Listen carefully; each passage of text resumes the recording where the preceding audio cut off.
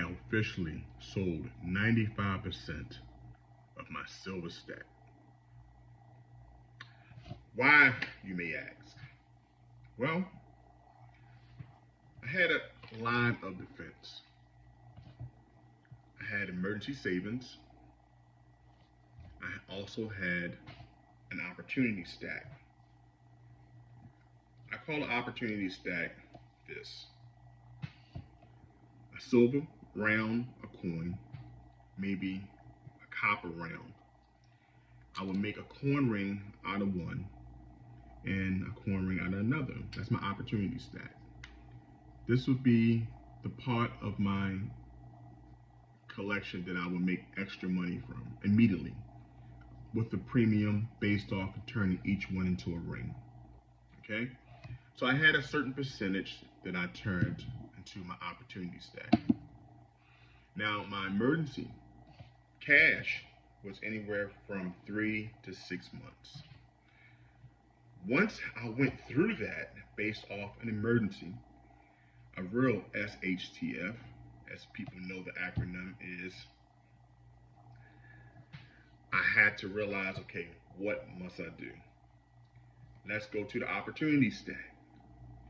Well, it's all about supply and demand. When it comes down to making coin rings, you have to be able to have the customer ready to buy.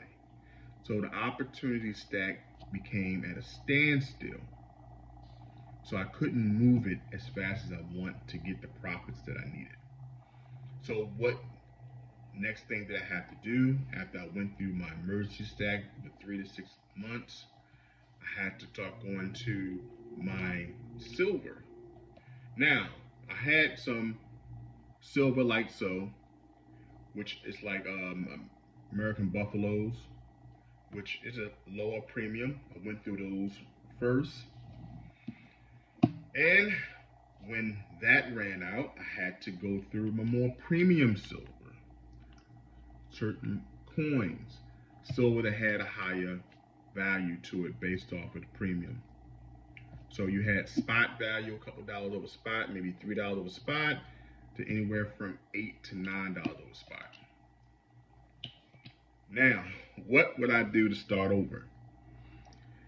A couple years ago, I started investing in cryptocurrency. So I'm looking to starting real slow. Now we've heard all the stories about cryptocurrencies. We heard about people and companies stealing bad companies because they're not regulated, right? So there's a lot of things that we have to research. One appealing thing about cryptocurrency is that the rate of return. So it's about playing it smart or not playing at all. But in order for me to get into cryptocurrency, I will have to find a way to store it. So thus, I have a ledger, okay? And there's other ones out in the market that I will be investigating as well, but this is the one I have so far. The next thing to do is to start stacking my emergency funds again. So I'll be looking at putting anywhere from 10% to 15%, as high as 20% of my income, my bi-weekly income from my main job, because thank goodness coin rings is not my major thing. But I'll take anywhere from 10 to 20% of that and put that away for my emergency fund. And over time, that will build up. Look for a part-time job, and that will also go into my emergency fund to get anywhere from 1 year, my goal, 1 year of my expenses, at least a half of my expenses, which probably like $40,000. It probably take me anywhere from $4,000 a month to save up, or $2,000 a month, maybe 2 years to do that. But I have nothing but time. That's building my emergency fund, and then I will start stacking silver again, gold, but I'll be doing more of not the high premium silver, maybe like Buffaloes, something like maybe no more than $4 over spot. and I'll start building that slowly again. While I'm picking up cryptocurrency as well, I'll store these. I'll store my crypto off of these sites because people are getting robbed left and right. If you invest in paper stocks about silver, it's okay because it's a business. It creates maybe more of a return. But I have a saying that I hold dear in the stacking community. If you don't hold it, you don't own it. You got a safe spot to put this and a safe spot to put your cryptocurrencies, right? So it's a steady road. I'm still going to make my coin rings because I still have a percentage of my opportunity stack. So I can still make rings and make a profit off of precious metals and also metals such as copper. So there's a plan.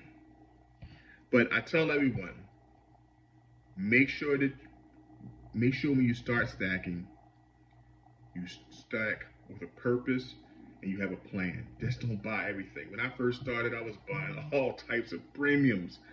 Oh my goodness, I was buying stuff just to buy it because it looks good. I went straight off my plan. Things like this here. This could have been a nice buffalo I may have gotten for $24 if spot was like 21, a couple dollars over spot, but I got the Memento Mori, which cost me maybe like $30, $28 to $30. So you're looking at anywhere from $5 to $8 over spot, depending on the coin, depending on the round. These are beautiful things, and they do hold this value in some of them, but some of the premium coins that I sold, I got more than spot, more than we gotten for a buffalo. Okay, but I did lose some money by selling some. Am I upset for selling 95% of the silver that I stored over the last 3 years? I am, because I wanted to hold it a little longer. But SHTF, things happen. So what do you have to do? You have to just regroup,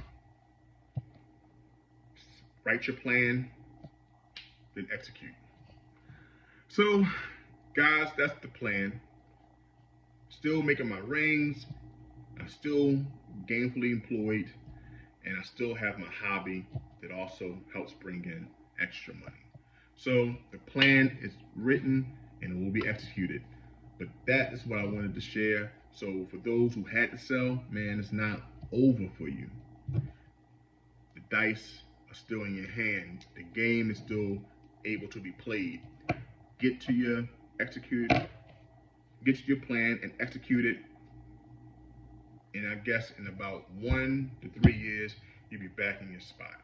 Even though silver's going up, you can still find silver at a good price.